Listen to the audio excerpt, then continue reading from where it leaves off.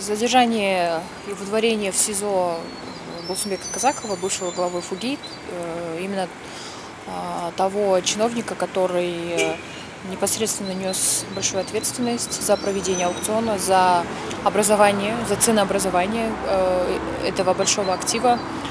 И он, как сейчас правоохранительные органы подозревают, что это именно он несет ответственность, и они подозревают, что цена была занижена. В расследовании как раз-таки это был один из вопросов, которые в материале были подняты. Насколько выдворение его в СИЗО повлияет на ситуацию по поводу уголовного преследования в отношении меня, мне неизвестно.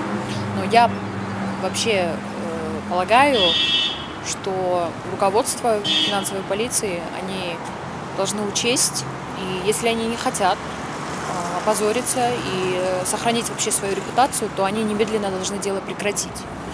Потому что если я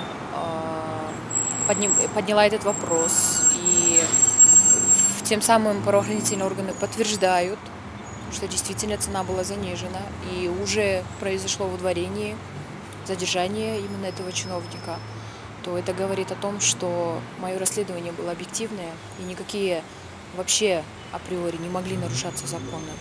В ближайшее время я ожидаю, чтобы они прекратили уголовное преследование.